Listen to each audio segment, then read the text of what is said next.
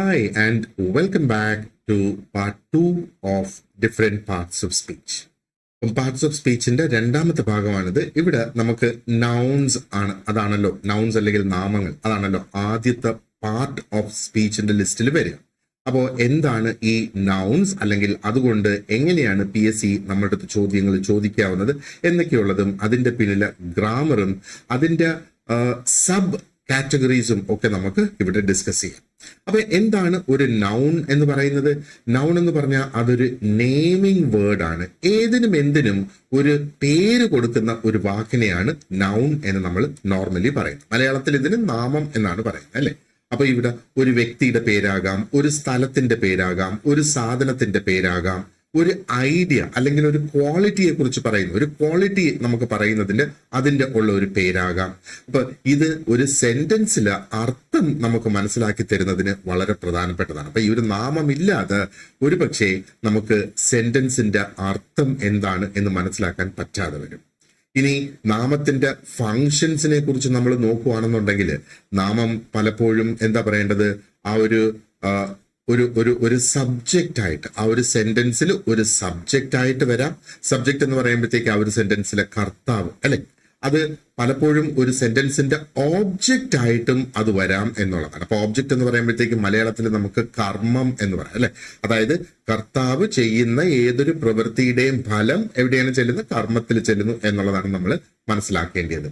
ഇനി പലപ്പോഴും ഇത് എന്താ പറയേണ്ടത്, ഒരു പ്രിപ്പസിഷന്റെ ഒരു ഓബ്ജക്റ്റ് ആയിട്ടും. അപ്പൊ പ്രിപ്പസിഷന്റെ ഓബ്ജക്റ്റ് എന്ന് പറഞ്ഞാൽ പ്രിപ്പസിഷൻ എന്താണെന്ന് നമ്മൾ നോക്കിയിട്ടുണ്ടായിരുന്നു, അല്ലെ? അപ്പൊ പ്രിപ്പസിഷൻ എന്ന് പറയുമ്പോഴത്തേക്ക് രണ്ട് നാമങ്ങളെ കണക്ട് ചെയ്യുന്നതിന്. അപ്പൊ പ്രിപ്പസിഷന്റെ മുന്നേയും ഒരു നാമമുണ്ട്, പ്രിപ്പസിഷന് ശേഷവും ഒരു നാമമുണ്ട്. അപ്പൊ പ്രിപ്പസിഷന് ശേഷം വരുന്ന ആ ഒരു നൗൺ ആണ് എപ്പോഴും പ്രിപ്പസിഷന്റെ ഓബ്ജക്റ്റ് ആയിട്ട് മാറുക എന്നുള്ളതാണ്. ഓക്കെ, അപ്പൊ അതിന്റെ അർത്ഥം നമ്മളിപ്പോ നോക്കുകയാണെന്നുണ്ടെങ്കിൽ നാമങ്ങൾ എന്ന് പറയുമ്പോഴത്തേക്ക് ഒരു സെന്റൻസിന്റെ ഘടനയെയും അത് സ്വാധീനിക്കുന്നുണ്ട്, എന്നാൽ അറ്റ് ദ സെയിം ടൈം അത് സെന്റൻസിന്റെ അർത്ഥത്തിനെയും അത് സ്വാധീനിക്കുന്നതായിട്ട് നമുക്ക് കാണാം, അല്ലെ? അപ്പോ ഇനി നൗൺസ് തന്നെ നമ്മൾ നോക്കുകയാണെന്നുണ്ടെങ്കിൽ മൊത്തം 5 തരത്തിലുള്ള നൗൺസ് ഉണ്ട്. അതിലൊന്ന് പ്രോപ്പർ നൗൺ. അപ്പൊ ഈ ഓരോന്നും നമ്മൾ ഉപയോഗിക്കുമ്പോഴത്തേക്ക് അതിന് അതിൻ്റെതായ സ്പെസിഫിക് ആയിട്ടുള്ള റൂൾസ് അതിനകത്ത് വരുന്നുണ്ട് എന്ന് നമുക്ക് മനസ്സിലാക്കണം. അപ്പൊ അതുകൊണ്ടാണ് ഇതിനെ തരം തിരിച്ചിരിക്കുന്നത് ഈ നാമങ്ങളെ. അപ്പം ആദ്യം പ്രോപ്പർ നൗൺ, പിന്നെ common noun, abstract noun, collective noun, material noun. അപ്പൊ ഇത് എന്താണ് ഇത് ഓരോന്നും എന്ന് നമുക്കൊന്ന് നോക്കാം. അപ്പൊ ഓരോന്നിനും പ്രത്യേകം ഉപയോഗമുണ്ട്, ഓരോന്നിനും അതിൻ്റെതായ അർത്ഥവുമുണ്ട്.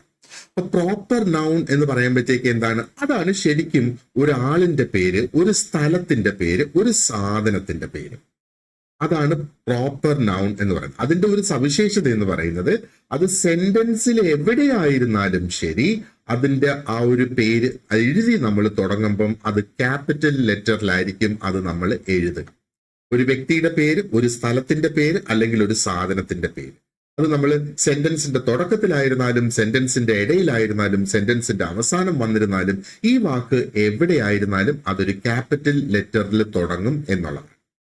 അപ്പോ ഈ പ്രോപ്പർ നൗൺസിന്റെ മറ്റൊരു ഉപയോഗം എന്ന് പറയുന്നത് അത് എപ്പോഴും ഒരു പെർട്ടിക്കുലർ ആയിട്ടുള്ള ഒരു സാധനത്തിനെയോ ഒരാളിനെയോ ആയിരിക്കും അത് പറയുക, പൊതുവായിട്ടുള്ള ഒരു ആളിനെ ആയിരിക്കില്ല അത് പറയുക. ഇപ്പൊ നമുക്ക് പൊതുവെ നമുക്ക് പറയാം പീപ്പിൾ എന്ന് പറയാം, അല്ലെ? ആൾക്കാരെന്ന് പൊതുവെ പറയാം. അപ്പൊ ഒരു പ്രത്യേകം ആളിനെ കുറിച്ച് പറയണമെങ്കിൽ അതിന് ഒരു വ്യക്തിയുടെ പേരുപയോഗിച്ചാണ് നമ്മൾ പറയുന്നത്, അല്ലെ? അപ്പൊ അതാണ് ആ ഒരു പ്രോപ്പർ നൗൺ എന്നുള്ളത് കൊണ്ട് ഉദ്ദേശിക്കുന്നത്. ഉദാഹരണങ്ങൾ ഇവിടെ കൊടുത്തേക്കുന്നത്, ഒന്ന് കേരള. അതൊരു സെന്റൻസിൽ എവിടെ വന്നിരുന്നാലും ശരി ക്യാപിറ്റൽ കെയിൽ തുടങ്ങണം, കാരണം അതൊരു പ്രോപ്പർ നൗൺ. അപ്പൊ കേരളം എന്ത് കാറ്റഗറിയിൽ വരുന്നു? സംസ്ഥാനങ്ങളുടെ പേരായിട്ട് വരുന്നു, അല്ലെ? അപ്പൊ അവിടെ നമുക്ക് കാണാം ഇത് ഒരു സ്പെസിഫിക് ആയിട്ടുള്ള ഒരു സ്ഥലത്തിന്റെ പേരാണ് കേരള. അതേപോലെ ഒരാളിന്റെ പേരാണ് രവി എന്നൊക്കെ പറയുന്നത്. അപ്പൊ ഇതിനെയാണ് പ്രോപ്പർ നൗൺ എന്ന് പറയുന്നത്, കാരണം അത് കൃത്യമായിട്ട് ഒരാളിനെയോ ഒരു സ്ഥലത്തെയോ ഒരു സാധനത്തിനെയോ സൂചിപ്പിക്കുന്നു എന്നുള്ളതാണ്. ഓക്കെ, അത് ഒന്ന് നമ്മൾ ഓർത്തു വെച്ചോളാം. ഇനി അടുത്ത ഒരു കാറ്റഗറി വരുന്നത് കോമൺ നൗൺ ആണ്. കോമൺ നൗൺ എന്ന് പറയുമ്പോഴത്തേക്ക് ഒരു ജനറൽ ആയിട്ടുള്ള ഒരു പേര്, ഒന്നുകിൽ ഒരാളിന് കൊടുത്തിരിക്കുന്ന ഒരു ജനറൽ നെയിം, അല്ലെങ്കിൽ ഒരു സാധനത്തിന് കൊടുത്തിരിക്കുന്ന ഒരു ജനറൽ നെയിം, അല്ലെങ്കിൽ ഒരു സ്ഥലത്തിന് കൊടുത്തിരിക്കുന്ന ഒരു ജനറൽ നെയിം. ഇതൊരു സ്പെസിഫിക് ആയിട്ടുള്ള ഒരു ഇൻഡിവിജ്വലിനെ കുറിച്ചല്ല പറയുന്നത്.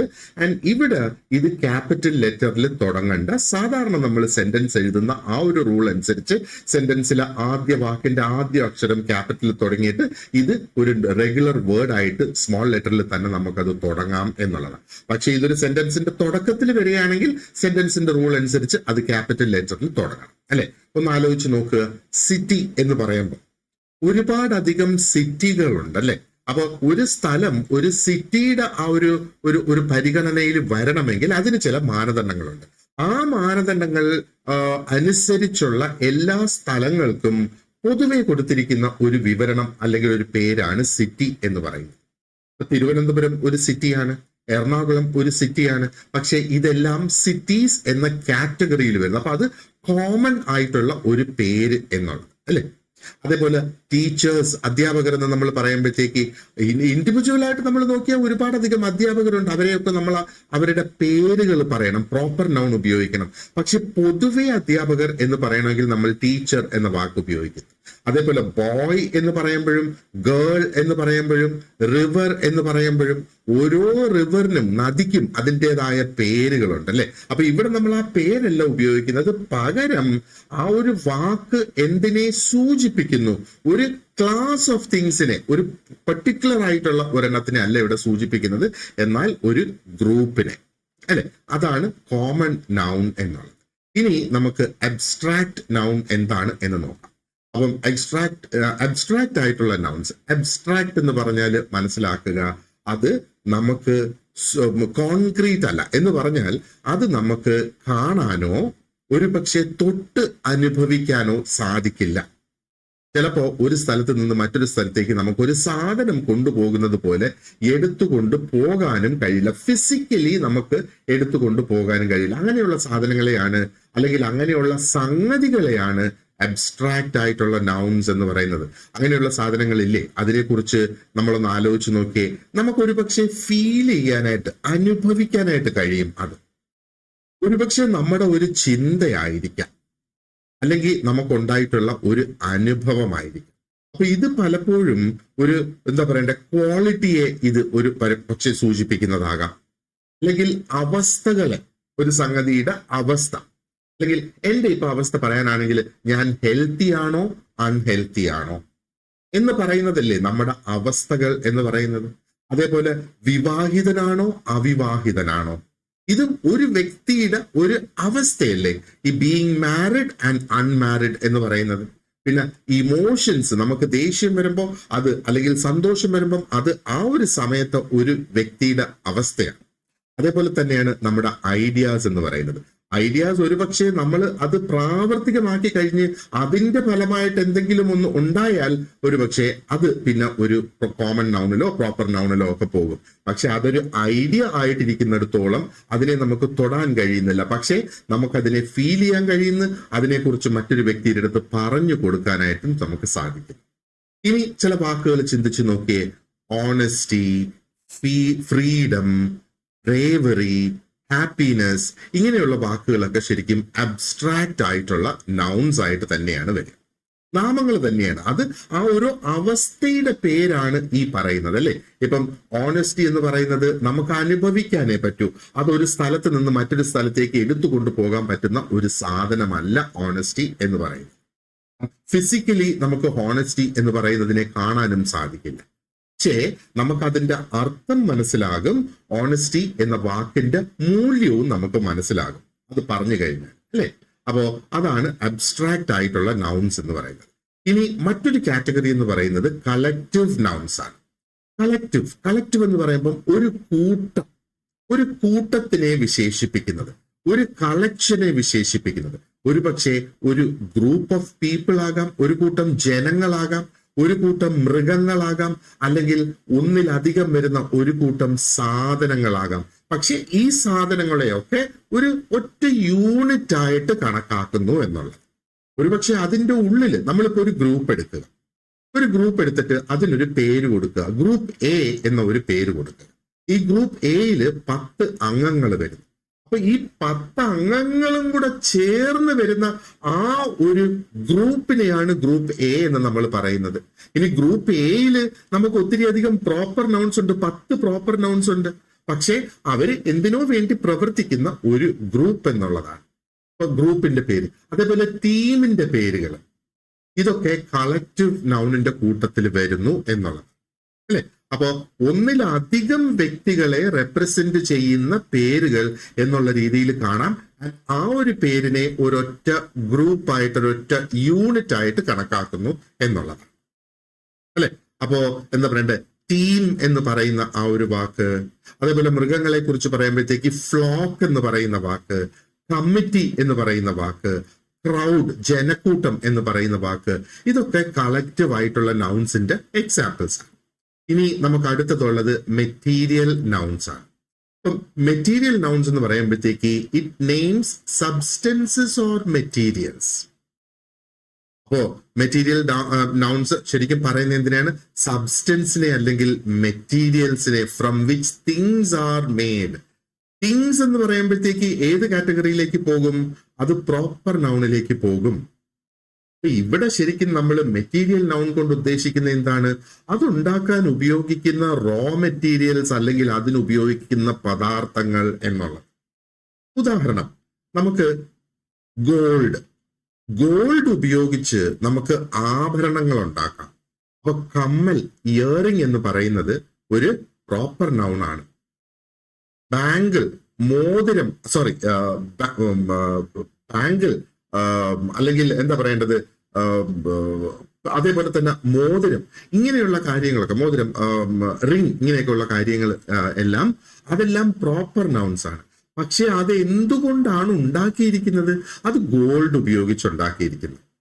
അപ്പോൾ അതിനെയാണ് മെറ്റീരിയൽ, ഗോൾഡ് ആണ് അതിന്റെ റോ മെറ്റീരിയൽ. അതേപോലെ മിൽക്ക് എന്ന് പറയുന്നതും ഒരു മെറ്റീരിയൽ നൗൺ ആണ്. പാല് അല്ലെ. അപ്പൊ മിൽക്ക് കൊണ്ട് പല സംഗതികൾക്ക് നമുക്ക് ഉണ്ടാക്കാം. അപ്പൊ മിൽക്ക് ഉപയോഗിച്ച് ഒരു ചോക്ലേറ്റ് ഉണ്ടാക്കി. അപ്പോ അത് മറ്റൊരു കാറ്റഗറിയിലേക്ക്, ചോക്ലേറ്റും ഒരു പക്ഷേ എന്താ പറയുക, അതൊരു കോമൺ ആയിട്ടുള്ള ഒരു നൗൺ ആയിട്ട് മാറുന്ന ചോക്ലേറ്റ്. കാരണം ചോക്ലേറ്റിലും പിന്നെ നമുക്ക് തരംതിരിച്ച് ഓരോന്നിനും അതിൻ്റെതായ ബ്രാൻഡ് നെയിമും കമ്പനികൾ കൊടുത്തേക്കുന്ന പേരും ഉണ്ട്. അതേപോലെ വാട്ടർ ഒരു മെറ്റീരിയൽ നൗൺ ആണ്. ഇരുമ്പ്, അയേൺ ഒരു മെറ്റീരിയൽ നൗൺ ആണ്. വുഡ്, തടി ഒരു മെറ്റീരിയൽ നൗൺ ആണ്. കാരണം ഇതെല്ലാം മറ്റെന്തെങ്കിലും സാധനങ്ങൾ ഉണ്ടാക്കുന്നതിന് വേണ്ടിയിട്ടുള്ള റോ മെറ്റീരിയൽസ് ആയിട്ട് മാറുന്നു. അതിനെ തന്നെയാണ് മെറ്റീരിയൽ നൗൺസ് എന്ന് പറയുന്നത്. അപ്പം മെറ്റീരിയൽ നൗൺസിന്റെ മറ്റൊരു പ്രത്യേകത എന്ന് പറയുന്നത്, ഇതിന് പലപ്പോഴും പ്ലൂറൽ കാണില്ല. ഇതിന് ബഹുവചനത്തിന്റെ ആ ഒരു രൂപമില്ല. ഇതിന് സിംഗുലർ മാത്രം, ഏകവചനം മാത്രമായിരിക്കും ഇതിന് പലപ്പോഴും ഉള്ളത്. നമ്മൾ ഗോൾഡ് എന്നല്ലേ പറയുന്നത്, ഗോൾഡ്സ് എന്ന് പറയത്തില്ലല്ലോ. മിൽക്ക് എന്നല്ലേ പറയുന്നത്, നമ്മൾ MILKS മിൽക്സ് എന്ന് പറയത്തില്ലല്ലോ. അതേപോലെ അയേൺസ് എന്ന് പറയത്തില്ല. വുഡ്സ് എന്ന് നമ്മൾ പറയുന്നില്ല. വുഡ്സ് എന്ന് പറഞ്ഞാൽ അത് ഫോറസ്റ്റ് എന്നുള്ള ഒരു അർത്ഥത്തിലേക്ക് പോകും. മരക്കഷ്ണം അല്ലെങ്കിൽ തടി എന്നുള്ള ആ ഒരു അർത്ഥത്തിൽ വുഡ്സ് വരില്ല. അപ്പൊ ഇതിന് പൊതുവേ ഇത് ഇത് എന്താ പറയേണ്ടത്, പ്ലൂറൽ ഫോംസ് അതിനില്ല. കാരണം എന്താണ്? ഇതിനെ നമുക്ക് എണ്ണാൻ കഴിയില്ല എന്നുള്ളതാണ്. ഇതിനെയൊക്കെ എണ്ണണമെങ്കിൽ നമ്മൾ ഇതിനെ മറ്റെന്തെങ്കിലും യൂണിറ്റ് ബന്ധപ്പെടുത്തി വേണം നമുക്ക് എണ്ണാനായിട്ട്. ഗോൾഡിനെ നമുക്ക് ഔൺസിൽ നമുക്കതിനെ കൗണ്ട് ചെയ്യാം, ഗ്രാംസിൽ നമുക്കതിനെ കൗണ്ട് ചെയ്യാം അല്ലേ. അപ്പോ കിലോയിൽ നമുക്കതിനെ കൗണ്ട് ചെയ്യാം. 1 കിലോ ഗോൾഡ്, 2 കിലോ ഗോൾഡ് എന്നൊക്കെ നമുക്ക് പറയാം. അതേപോലെ മിൽക്കിനെ നോക്കിയേ, 1 ലിറ്റർ പാല്, 1 ലിറ്റർ മിൽക്ക് എന്ന് നമുക്ക് പറയാം. 1/2 ലിറ്റർ മിൽക്ക് എന്ന് നമുക്ക് പറയാം. 1 കുപ്പി നിറയെ പാല് എന്ന് പറയാം. 1/2 കുപ്പി പാല്, 1 ഗ്ലാസ് പാല്. അപ്പൊ അതിനെ അളക്കണമെങ്കിൽ നമുക്ക് മറ്റൊരു തോത് അവിടെ കൊണ്ടുവന്ന് എങ്കിൽ മാത്രമേ നമുക്ക് അതിനെ അളക്കാനായിട്ട് സാധിക്കൂ. അല്ലാതെ 2 പേന എന്ന് പറയുന്നത് പോലെ നമുക്ക് 2 പാല്, 2 മിൽക്ക് എന്ന്, 2 മിൽക്ക് എന്ന് നമുക്ക് പറയാൻ പറ്റത്തില്ല. പകരം we can say 2 glasses of milk, അല്ലെങ്കിൽ 2 ബോട്ടിൽസ് ഓഫ് മിൽക്ക്, അല്ലെങ്കിൽ 2 പാക്കറ്റ്സ് ഓഫ് മിൽക്ക്, അല്ലെങ്കിൽ 2 ലിറ്റേഴ്സ് ഓഫ് മിൽക്ക് എന്നൊക്കെ നമുക്ക് പറയാനായിട്ട് സാധിക്കും. അപ്പൊ മെറ്റീരിയൽ നൗൺസ് ജനറലി പൊതുവെ അൺകൗണ്ടബിൾ ആണ്. അതുകൊണ്ട് അതിന് പ്ലൂറൽ ഫോംസ് ഇല്ല എന്നുള്ളത് മനസ്സിലാക്കി വെച്ചോളുക. അപ്പോൾ നമുക്ക് PSCയിൽ പലപ്പോഴും നമ്മളെ തെറ്റിക്കുന്നതിന് വേണ്ടിയിട്ട് ഈ മെറ്റീരിയൽ നൗൺസിനെ അവര് പ്ലൂറൽ ആയിട്ട് സെന്റൻസിൽ ഒരു പക്ഷെ എഴുതും. മിൽക്ക് എന്ന് പറയുന്നതിന് പകരം മിൽക്സ് എന്ന് എഴുതും. ഗോൾഡ് എന്ന് പറയുന്നതിന് പകരം ഗോൾഡ്സ് എന്ന് എഴുതും. അപ്പൊ ചിലപ്പോൾ നമുക്ക് ആ സെന്റൻസിലെ തെറ്റെന്ത് എന്ന് കണ്ടുപിടിക്കുകയായിരിക്കും നമ്മുടെ ആ ഒരു ദൗത്യം അവിടെ. അപ്പൊ ഇത് നമുക്ക് അറിയില്ല എങ്കിൽ ആ ഒരു ദൗത്യം നമുക്ക് നിറവേറ്റാനായിട്ട് സാധിക്കുമോ? അത് നമുക്ക് സാധിക്കില്ല എന്നുള്ളതാണ് അല്ലെ. അപ്പോ അബ്സ്ട്രാക്ട് നൗൺ, മെറ്റീരിയൽ നൗൺസ്, ഇങ്ങനെയുള്ള കാര്യങ്ങൾ നമ്മൾ വ്യക്തമായിട്ട് മനസ്സിലാക്കിക്കൊള്ളുക. അപ്പോൾ ഇതോടുകൂടി നമ്മൾ ആ 5 തരത്തിലെ നാമങ്ങളെ നമ്മൾ ഇവിടെ ഡിസ്കസ് ചെയ്ത് കഴിഞ്ഞിരിക്കുന്നു എന്ന് നമുക്ക് കാണാം അല്ലെ. അപ്പൊ ഇനി എക്സാമിനെ സംബന്ധിച്ചിടത്തോളം ചിലപ്പോ നമുക്ക് അത് ഏത് നൗൺ ആണ് എന്ന് ഐഡന്റിഫൈ ചെയ്യാനുള്ള ഒരു ചോദ്യം ചിലപ്പോൾ വന്നേക്കാം. അത് വളരെ സിമ്പിൾ ആയിട്ടുള്ള ഒരു ചോദ്യമാണ്, പക്ഷെ അത് വന്നൂടായികയില്ല. ഇനി ആ നൗണിന്റെ കൃത്യമായിട്ടുള്ള യൂസേജ്, നമുക്കൊരു സെന്റൻസ്, ക്വസ്റ്റ്യനിൽ ഒരു സെന്റൻസ് നമുക്ക് തരും, അത് തെറ്റായിട്ടുള്ള ഒരു സെന്റൻസ് ആയിരിക്കും. എന്നിട്ട് 4 കറക്റ്റ് ഓപ്ഷൻസ് നമുക്ക് തരും. അതിൽ കറക്റ്റ് ആയിട്ടുള്ള സെന്റൻസ് ഏതാണെന്ന് കണ്ടുപിടിക്കുക എന്നുള്ളതായിരിക്കും നമ്മൾക്കുള്ള ദൗത്യം. അപ്പൊ 3 എണ്ണം അതിൽ വീണ്ടും തെറ്റാണ്, 1 എണ്ണം മാത്രമാണ് അതിൽ കറക്റ്റ്. അപ്പോ ഈ നൗൺസ് ആണോ അതിൽ തെറ്റിച്ച് വെച്ചിരിക്കുന്ന വാക്ക്, നാമത്തിലാണോ ആ ഒരു തെറ്റ് വരുത്തിയിരിക്കുന്നത്, അത് നമുക്ക് ആ സെന്റൻസ് നോക്കുമ്പോൾ നമുക്ക് മനസ്സിലാകും. പക്ഷെ അതിന്റെ പിന്നില് ഓരോ നൗൺസിന്റെയും കഥ നമുക്ക് അറിയാമെങ്കിൽ മാത്രമേ അതിനകത്താണോ തെറ്റ് എന്ന് നമുക്ക് മനസ്സിലാക്കാനായിട്ട് സാധിക്കുകയുള്ളൂ. അത് നമ്മൾ പ്രത്യേകിച്ച് ഓർത്തു വെച്ചോളൂ. ഓക്കെ, ഇനി അടുത്തത് നമുക്ക് നോക്കാനുള്ളത് പ്രോനൗൺസ് ആണ്. പ്രോനൗൺസ് എന്നാണ് നമ്മൾ അതിനെ ഇവിടെ കാണുന്നത്. അപ്പൊ പ്രോനൗൺസ് എന്ന് പറയുമ്പോഴത്തേക്ക് നൗണിന് പകരം ഉപയോഗിക്കുന്ന വാക്കുകളാണ് ഈ പ്രോനൗൺസ് എന്ന് പറയുന്നത്. അത് ഒരു നൗണിനെ റീപ്ലേസ് ചെയ്തുകൊണ്ട് നമുക്ക് ഉപയോഗിക്കാം. അപ്പൊ മെയിൻ ആയിട്ട് ഇത് റൈറ്റിംഗിൽ ഉപയോഗിക്കുന്നത് നമുക്ക് റെപ്പറ്റിഷൻ ഒഴിവാക്കുന്നതിന് വേണ്ടിയിട്ടും ആ ഒരു ക്ലാരിറ്റി കൂട്ടിക്കൊണ്ടുവരുന്നതിന് വേണ്ടിയിട്ടുമാണ് നമ്മൾ എഴുതുമ്പോൾ ഈ പ്രോനൗൺസ് നമ്മൾ ആക്ച്വലി ഉപയോഗിക്കുന്നത്. ഇപ്പോ എന്നെ കുറിച്ച് എന്താ പറയേണ്ടത്, ആരെങ്കിലും എഴുതുകയാണെങ്കിൽ എന്നെ കുറിച്ച് ഓരോ വാചകം പറയുമ്പോഴും എന്റെ പേരുപയോഗിച്ചാണ് അതിനകത്ത് പറയുന്നതെങ്കിൽ ഒരു സെന്റൻസിൽ ഒരു പാരഗ്രാഫിൽ 10 ലൈൻ എഴുതുകയാണെങ്കിൽ ഈ 10ലും എന്റെ പേര് വെച്ചിട്ടായിരിക്കും ആ സെന്റൻസ് തുടങ്ങുക. അപ്പൊ അത് വായിക്കുമ്പോൾ നമുക്ക് എന്താ പറയേണ്ടത്, ഒരു റെപ്പറ്റീഷൻ അവിടെ ഫീൽ ചെയ്യുന്നല്ലേ. അത് വീണ്ടും വീണ്ടും റിപ്പീറ്റ് ചെയ്ത് ഉപയോഗിക്കുന്നതിന്റെ ഒരു ബോറിംഗ്നെസ് നമുക്ക് അനുഭവപ്പെടും എന്നുള്ളതാണ്. അപ്പോ നമ്മൾ അതിന് പകരം അവിടെ ഉപയോഗിക്കുന്ന പ്രോനൗൺസ്. അപ്പൊ പ്രോനൗൺസ് എന്ന് പറയുമ്പോഴത്തേക്ക് അതൊരു നാമത്തിന് പകരം ഉപയോഗിക്കുന്നത് എന്നുള്ളതാണ്. ആവശ്യമില്ലാതെയുള്ള റെപ്പറ്റിഷൻ ഒഴിവാക്കുക, നൗൺസിന്റെ തന്നെ റെപ്പറ്റിഷൻ ഒഴിവാക്കുക. അപ്പൊ സെന്റൻസസ് വളരെ സ്മൂത്ത് ആകും, നാച്ചുറൽ ആയിട്ട് ഫീൽ ചെയ്യും, അത് കുറെ കൂടെ ക്ലിയർ ആയി ക്ലാരിറ്റി ഉള്ളതായിട്ട് മാറും എന്നുള്ളതാണ് നമ്മൾ ഇതിൽ നിന്ന് മനസ്സിലാക്കേണ്ടത്. ഓക്കെ, അപ്പോ ഒരു പ്രോനൗൺ ഒരു നൗണിന് പകരം ഉപയോഗിക്കുമ്പോൾ ഒരു കാര്യം നമ്മൾ ഉപയോഗിക്കുക, അല്ല ചിന്തിക്കുക, അതിന്റെ ആ ഒരു ഗ്രമാറ്റിക്കൽ ഫങ്ഷൻ അല്ലെങ്കിൽ ആ ഒരു പ്രോനൗണിന്റെ പവർ എന്ന് പറയുന്നത് ഒരു നൗണിന് കൊടുത്തിരിക്കുന്ന അതേ പവർ തന്നെ ഈ പ്രോനൗണിനും അവിടെ കൊടുക്കുന്നു എന്നുള്ളതാണ്. അതിന്റെ ഏക ഉദ്ദേശം എന്ന് പറയുന്നത് ആ ഒരു നൗൺ വീണ്ടും വീണ്ടും വീണ്ടും റിപ്പീറ്റ് ചെയ്ത് വരാതെ ഇരിക്കുക എന്നുള്ളതാണ് അതുകൊണ്ട് അവിടെ ഉദ്ദേശിക്കുന്നത്. ഓക്കെ, അപ്പോ ഇതാണ് ഞാൻ നേരത്തെ പറഞ്ഞത്. പ്രോനൗൺ ഉപയോഗിച്ച് ഒരു നൗണിന് പകരം ആ വാക്ക് ഉപയോഗിക്കുന്നതാണ്. അപ്പോൾ ആ നൗണിലേക്ക് തന്നെ അല്ലെങ്കിൽ ആ ഒരു പേരിലേക്ക് തന്നെയാണ് ആ ഒരു റെഫറൻസ് വീണ്ടും പോകുന്നത്. അപ്പോ നമുക്ക് പലപ്പോഴും ആംബിഗ്വിറ്റി ഒഴിവാക്കാനായിട്ട് സാധിക്കും, അതേപോലെ ആ ഒരു റെപ്പറ്റിഷനും ഒഴിവാക്കാനായിട്ട് സാധിക്കും. എന്നാൽ ഇതിനെയും ഇതിന്റെ ഫങ്ഷൻസ് അനുസരിച്ച്, അതിന്റെ ഉപയോഗം അനുസരിച്ച്, അതിന്റെ അർത്ഥം അനുസരിച്ച് പല ടൈപ്സിലുള്ള പ്രോനൗൺസ് നമുക്കുണ്ട്. അപ്പോ ഇവിടെ പേഴ്സണൽ പ്രോനൗൺസ് ഉണ്ട്. പേഴ്സണൽ ഒരു വ്യക്തിക്ക് ഉപയോഗിക്കുന്നത് അല്ലേ. പൊസസീവ് പ്രോനൗൺസ് ഉണ്ട്. ഇപ്പൊ പൊസസീവ് എന്ന് പറയുമ്പോൾ എന്താണ് അതിന്റെ ഒരു അർത്ഥം നമ്മൾ അതിൽ കാണേണ്ടത്? പൊസസീവ് എന്ന് പറയുമ്പോഴത്തേക്ക് ഓണർഷിപ്പ് കാണിക്കുന്നത് എന്ന് വേണമെങ്കിൽ നമുക്ക് പറയാം. അതേപോലെ റിഫ്ലെക്സീവ് പ്രോനൗൺ ഉണ്ട്. ഞാൻ എന്നെ കുറിച്ച് തന്നെ എന്തെങ്കിലും പറയുമ്പം പലപ്പോഴും ഉപയോഗിക്കുന്നതാണ് റിഫ്ലെക്സീവ്. അത് എങ്ങനെ അത് വരുന്നു എന്നുള്ളത് നമുക്ക് നോക്കാം. ഇനി റിലേറ്റീവ് പ്രോണൗൺസ് ഇവിടെയുണ്ട്. അപ്പൊ റിലേറ്റീവ് പ്രോണൗൺ എന്ന് പറയുമ്പോഴത്തേക്ക് അത് രണ്ട് സെന്റൻസിന്റെ ക്ലോസസില് രണ്ട് ക്ലോസിനെ ജോയിൻ ചെയ്യാനായിട്ട് ഉപയോഗിക്കുന്നതാണ് റിലേറ്റീവ് എന്ന് പറയുന്നത്. ഇനി ഡെമോൺസ്ട്രേറ്റീവ്, ഇത് അത് എന്നൊക്കെ പറഞ്ഞ് നമ്മൾ ചൂണ്ടിക്കാണിക്കുമല്ലോ, അതിനെ ഡെമോൺസ്ട്രേറ്റീവ് എന്ന് പറയും. ഇനി ഇന്ററോഗേറ്റീവ് പ്രോണൗൺ, ഓക്കെ, ഇന്ററോഗേഷൻ എന്ന് പറഞ്ഞാൽ ചോദ്യം ചോദിക്കുക എന്നുള്ളതാണ്. അപ്പൊ ചോദ്യങ്ങൾ ചോദിക്കുന്നതിന് വേണ്ടി ഉപയോഗിക്കുന്ന പ്രോണൗൺസ് ആണത്. ആൻഡ് പിന്നെ നമുക്ക് ഇൻഡെഫിനറ്റ് ആയിട്ടുള്ള പ്രോണൗൺസ് എന്ന് നമുക്ക് ഇവിടെ കാണാം. അപ്പൊ ഇൻഡെഫിനറ്റ് പ്രോണൗൺസ് എന്ന് പറയുമ്പോഴത്തേക്ക് അത് പൊതുവെ സ്പെസിഫിക് അല്ലാതെ പൊതുവെ ഉള്ള കാര്യങ്ങളെ കുറിച്ച് പറയുന്നതിന് വേണ്ടിയിട്ട് നമ്മൾ ഉപയോഗിക്കുന്ന പ്രോണൗൺസ് ആണ് ഇൻഡെഫിനറ്റ് ആയിട്ടുള്ള ആ ഒരു പ്രോണൗൺ എന്ന് പറയുന്നത്. അപ്പൊ ഇത് ഓരോന്നും നമുക്ക് ഒന്ന് സ്പെസിഫിക് ആയിട്ട് നോക്കാം, എങ്ങനെയാണ് ഇതിന്റെ ആ ഒരു ഉപയോഗം വരുന്നത്, എന്തെങ്കിലും റൂൾസ് അതിന് നമുക്ക് ഫോളോ ചെയ്യേണ്ടതുണ്ടോ, കാരണം അതാണല്ലോ നമ്മൾ PSC കുറിച്ച് നമ്മൾ PSC സംബന്ധിച്ചിടത്തോളം നമ്മൾ അറിഞ്ഞിരിക്കേണ്ടത്.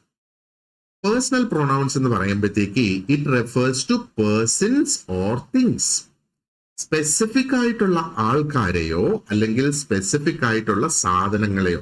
ആൾക്കാരെന്ന് പറയുമ്പോഴത്തേക്ക് നമുക്കറിയാം, ഓക്കെ, നമ്മൾ ആൺകുട്ടികൾ അല്ലെ പെൺകുട്ടികൾ എന്ന് പറയുമ്പോഴത്തേക്ക് അതൊരു ജനറൽ പേരാണ്. അപ്പൊ ഒരു ക്ലാസ്സിലുള്ള പെൺകുട്ടികളുണ്ട്, ആൺകുട്ടികളുണ്ട്.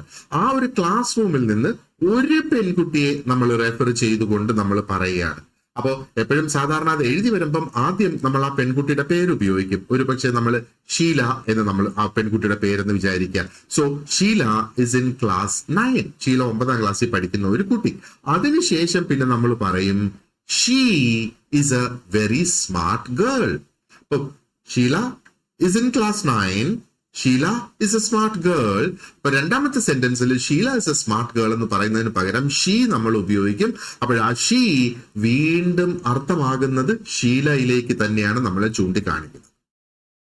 അപ്പൊ ഇവിടെ ഇതിന്റെ രൂപങ്ങൾ മാറി മാറി വരാം. രൂപങ്ങൾ മാറി വരുന്നത് എങ്ങനെയാണ്? It depends on the person. ആ ഒരു വ്യക്തി അനുസരിച്ച് ഈ വാക്കുകളുടെ രൂപങ്ങൾ മാറാം. അതിന്റെ എക്സാമ്പിൾസ് ആണ് ഇവിടെ കൊടുത്തേക്കുന്നത്, അല്ലെ? അതിന്റെ നമ്പർ അനുസരിച്ച്, എത്ര പേരെ ഉദ്ദേശിച്ചാണ് പറയുന്നത് അതനുസരിച്ച് മാറാം. അതേപോലെ ജെൻഡർ അടിസ്ഥാനപ്പെടുത്തിയും ഇത് മാറും എന്നുള്ളതാണ്. അപ്പൊ ഇതിനകത്ത് ചില ജെൻഡർ സ്പെസിഫിക് ആയിട്ടുള്ള വാക്കുകൾ ഉണ്ട് എന്നുള്ളതാണ്. ഇപ്പം പേഴ്സണൽ പ്രോണൗൺസിന് ഒന്നുകിൽ അത് സെന്റൻസിന്റെ സബ്ജക്റ്റ് ആകാം, അപ്പൊ സെന്റൻസിന്റെ കർത്താവാകാം, അല്ലെങ്കിൽ സെന്റൻസിന്റെ ഓബ്ജക്റ്റ് ആകാം, സെന്റൻസിന്റെ കർമ്മമാകാം എന്നുള്ളതാണ്.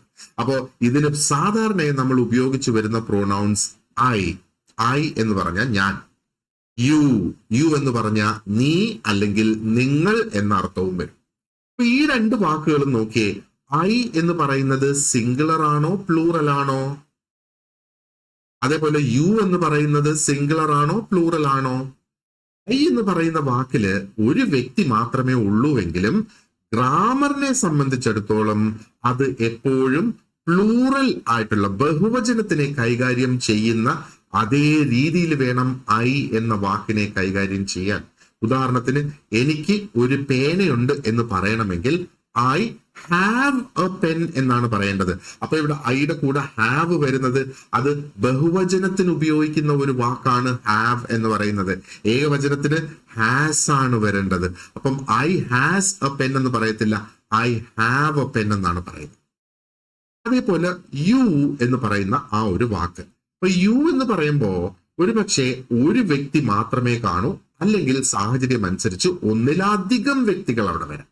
അപ്പൊ ഒരു ക്ലാസ്സിൽ ഒരു ടീച്ചർ വന്നിട്ട് പറയാണ്, ഓൾ ഓഫ് യു സ്റ്റാൻഡ്, നിങ്ങൾ എല്ലാവരും എണീച്ചു നിൽക്കുക.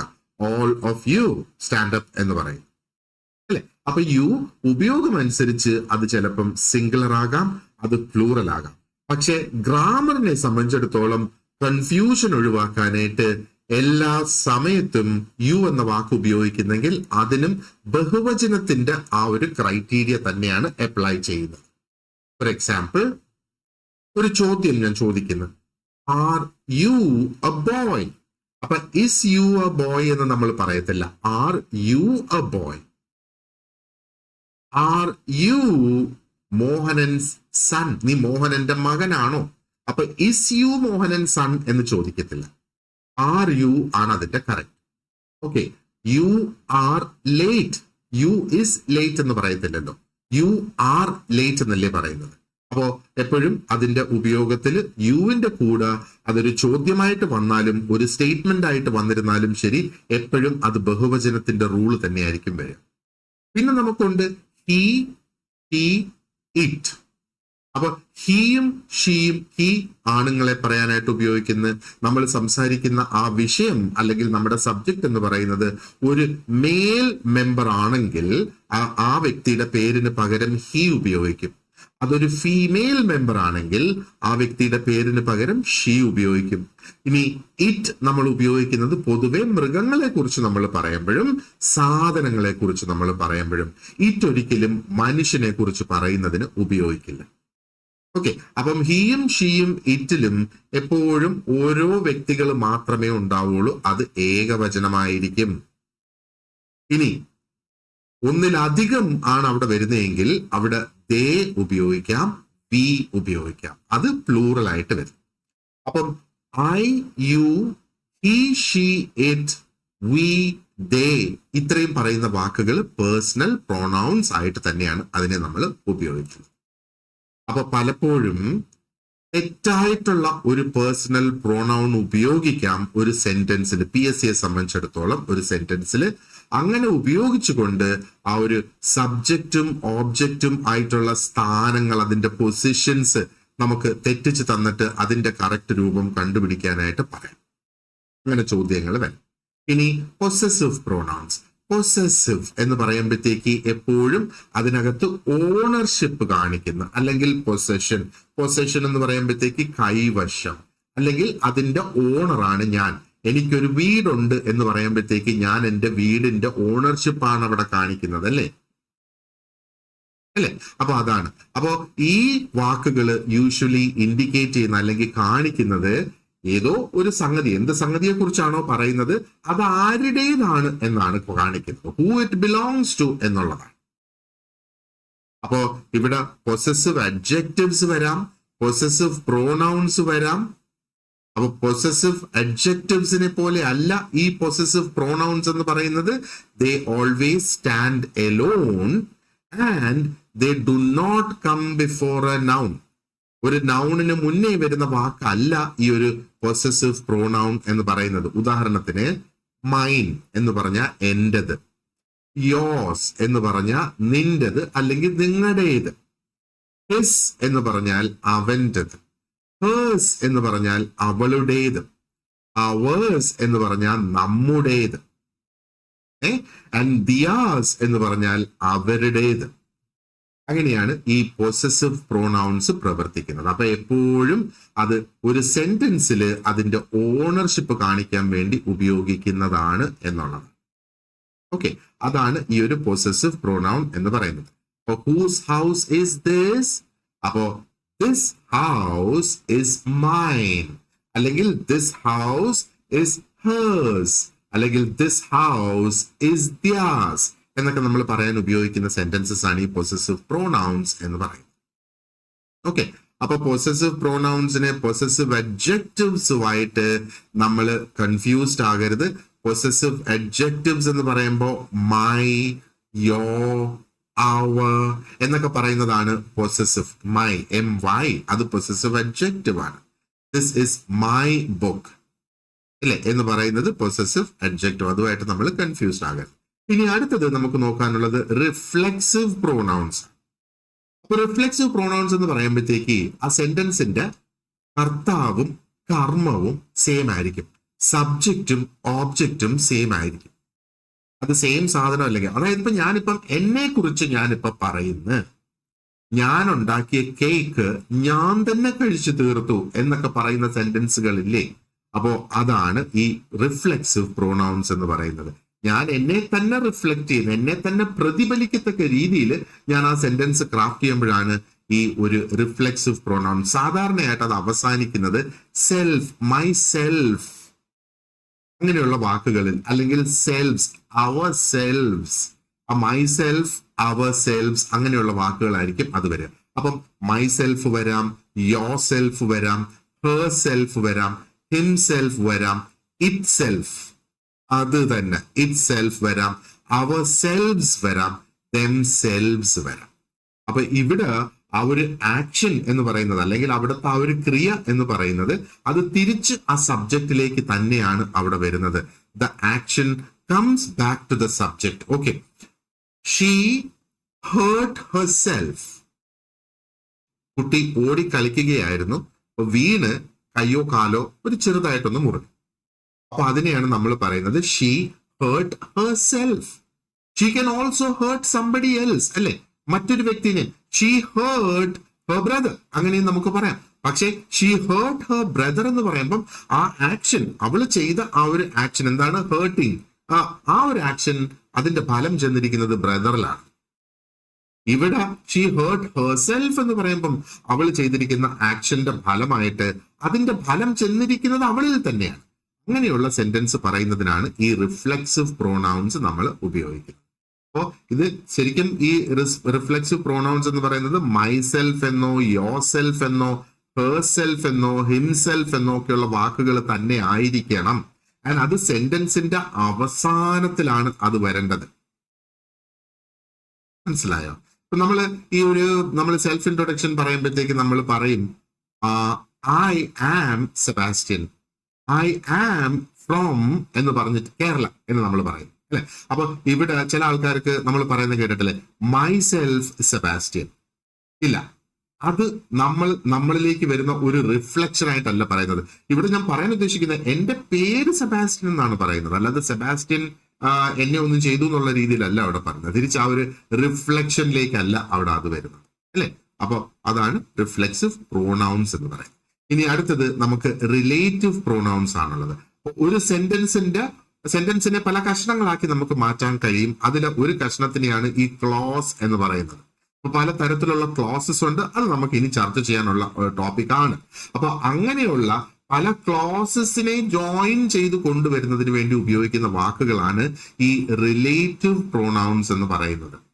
അതേപോലെ എന്താ പറയേണ്ടത്, നമ്മൾ ആ ഒരു സെന്റൻസിൽ ആദ്യം പറഞ്ഞിട്ടുള്ള നാമത്തെയോ സാധനത്തിനെയോ കുറിച്ച് ഉള്ള കൂടുതൽ ഇൻഫർമേഷൻ തരുന്നതിന് വേണ്ടി ആ ഒരു ഇതുമായിട്ട് കണക്ട് ചെയ്യാൻ ഉപയോഗിക്കുന്ന ചില വാക്കുകളാണ് ഈ റിലേറ്റീവ് പ്രോനൗൺസ് എന്ന് പറയുന്നത്.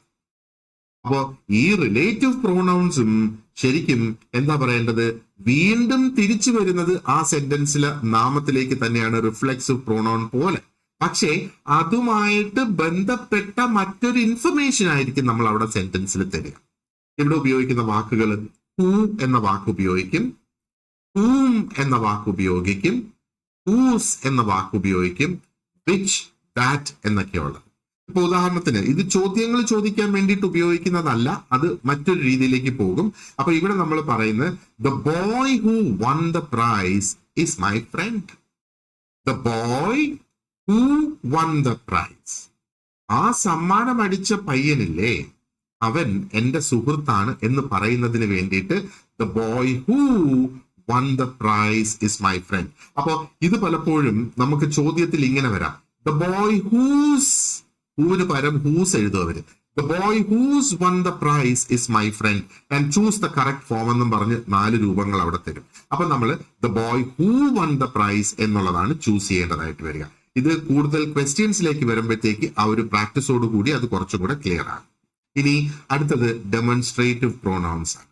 നമ്മൾ ഒരു കടയിൽ ചെന്നിട്ടൊരു സാധനം നമ്മൾ അതെടുക്കാമോ ഇതെടുക്കാമോ, എനിക്ക് ഇത് മതി, അല്ല എനിക്ക് അത് വേണം, ആ ചുവപ്പിനപ്പുറം ഇരിക്കുന്ന കറുപ്പ് വേണം എന്നൊക്കെ നമ്മൾ പറയുന്നതിന് വേണ്ടിയിട്ട് അപ്പം ദിസ്, ദാറ്റ്, അത് ഒറ്റ സാധനത്തിന് വേണ്ടി പറയുന്നത് ദീസ്, ദോസ്. അപ്പോ ഒന്നിലധികം സാധനങ്ങൾ, ഐ വോണ്ട് ദീസ് പെൻസ്, എനിക്ക് ഈ പേനകൾ വേണം.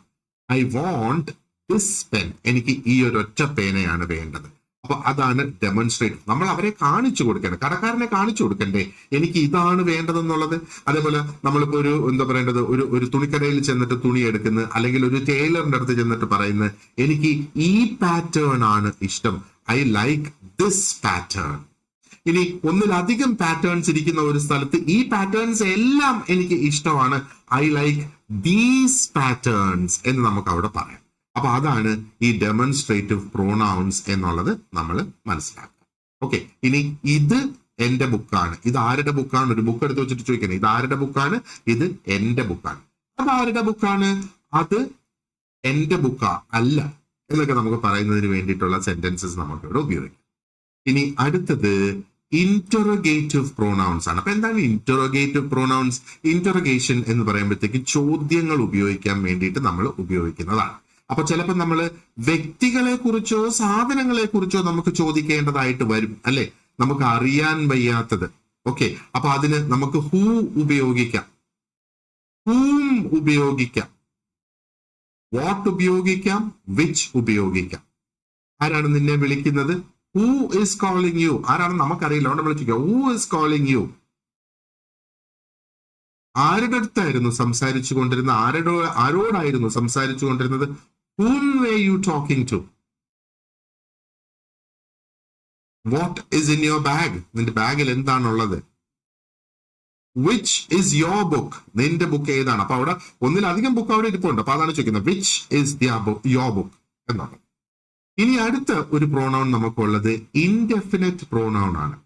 അപ്പൊ ഇൻഡെഫിനിറ്റ് പ്രോണൗൺ എന്ന് പറയുമ്പോഴത്തേക്ക് refer to non specific persons or things. ഇപ്പൊ സ്പെസിഫിക് ആയിട്ട് നമുക്ക് പറയാം ഈ ബുക്ക് ആരുടേതാണ് എന്ന്, നമ്മളത് സ്പെസിഫിക് ആയിട്ട് ആ ബുക്ക് ആരുടെയാണെന്നാണ് ചോദിക്കുന്നത്. എന്നാൽ ചില അവസരങ്ങൾ വരും അത് സ്പെസിഫിക് ആയിട്ട് നമുക്ക് ചൂണ്ടാനായിട്ട് കഴിയില്ല, അല്ലെ ചൂണ്ടിക്കാണിക്കാനായിട്ട് കഴിയില്ല എന്നാണ്. അപ്പോ ഈ ഇൻഡെഫിനിറ്റ് ആയിട്ടുള്ള പ്രോണൗൺസ് നമ്മൾ ഉപയോഗിക്കുന്നത് is for persons or things in general, പൊതുവേ പറയുന്നതിന് വേണ്ടിയിട്ട്, അല്ലെങ്കിൽ ആ ഒരു നോൺ സ്പെസിഫിക് ആയിട്ടുള്ള ഒരു രീതിയിൽ പറയുന്നതിന് വേണ്ടിയിട്ട്. ഒരു പെർട്ടിക്കുലർ ഇൻഡിവിജ്വലിൽ ആയിരിക്കില്ല ഇവിടുത്തെ ആ ഒരു ഫോക്കസ് എന്ന് പറയുന്നത്. നമ്മൾ നോക്കിയേ, someone, everyone, anyone, none, many, few, ഇങ്ങനെയൊക്കെ വാക്കുകൾ ഇവിടെ നമുക്ക് ഉപയോഗിക്കാം. everyone likes success, എല്ലാവർക്കും സക്സസ് ഇഷ്ടമാണ്. ഓക്കെ, അപ്പോ അങ്ങനെയുള്ള ആ സെന്റൻസിനെ കുറിച്ച് ഒന്ന് ആലോചിച്ച് നോക്കുക. അപ്പം അതാണ് ഇൻഡെഫിനിറ്റ് ആയിട്ടുള്ള പ്രോനൗൺസ് എന്ന് പറയുന്നത്. ഇനി PSC സംബന്ധിച്ചിടത്തോളം നമ്മൾ നോക്കുകയാണെന്നുണ്ടെങ്കിൽ ചോദ്യങ്ങൾ ഒരു പക്ഷേ ആ ഒരു കറക്റ്റ് പ്രോനൗൺ എന്താണെന്ന് ഐഡന്റിഫൈ ചെയ്യാനുള്ള ചോദ്യങ്ങൾ വരാം. ആ കറക്റ്റ് പ്രോനൗൺ ഉപയോഗിക്കുക, റെപ്പറ്റീഷൻ അവോയ്ഡ് ചെയ്യുന്നതിന് വേണ്ടിയിട്ട് അത് റിലേറ്റഡ് ആയിട്ടുള്ള ചോദ്യങ്ങൾ വരാം. പ്രോനൗൺ അല്ലെങ്കിൽ ആ ഒരു പ്രോനൗൺ ഉപയോഗിച്ച് നമ്മൾ നടത്തുന്ന റെഫറൻസ് ഉണ്ടല്ലോ, അതിൽ ഉള്ള എറേഴ്സിനെ ബേസ് ചെയ്ത് കൊണ്ടുള്ള ചോദ്യങ്ങൾ, അതിനകത്തുള്ള തെറ്റുകളെ ബേസ് ചെയ്ത് കൊണ്ടുള്ള ചോദ്യങ്ങൾ വരാം. അതേപോലെ സബ്ജക്ട് വേർബ് എഗ്രിമെന്റ് എന്താണെന്നുള്ളത് നമ്മൾ ഇനി പഠിക്കും. ഇപ്പൊ സബ്ജക്ട് വേർബ് എഗ്രിമെന്റ്, അതായത് ഇംഗ്ലീഷിൽ നമുക്ക് ആ ഒരു സബ്ജക്ട് കർത്താവും അത് നമ്മൾ ഉപയോഗിക്കുന്ന ക്രിയ ഇംഗ്ലീഷിനെ സംബന്ധിച്ചിടത്തോളം ക്രിയയും അല്ലെങ്കിൽ വേർബും സിംഗുലറും പ്ലൂറലും ഉണ്ട്. മലയാളത്തിൽ വേർബ് സിംഗുലർ മാത്രമേ ഉള്ളൂ. കാരണം അവൻ ഓടി എന്ന് നമ്മൾ പറയും, അവൾ ഓടി, അവർ ഓടി എന്ന് തന്നെയാണ് മലയാളത്തിൽ പറയുന്നത്, അല്ലെ? എന്നാൽ ഇംഗ്ലീഷില് അവൻ ഓടി എന്ന് പറയണമെങ്കിൽ ഹീ റാൻ, അല്ലെങ്കിൽ അവൻ ഓടാറുണ്ട്, ഹീ റൺസ്. ഇനി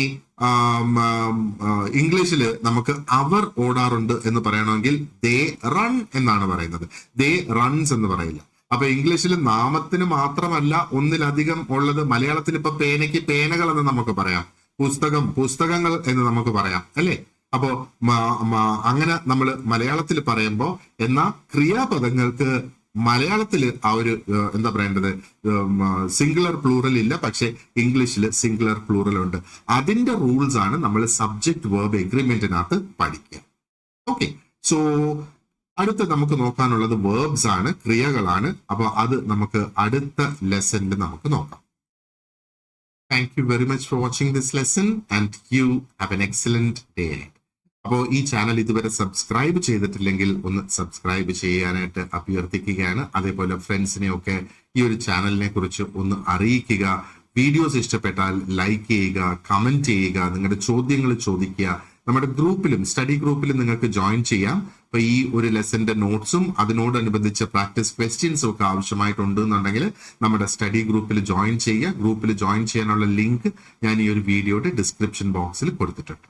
So once again, thank you very much for watching this lesson and you have an excellent day ahead. Goodbye.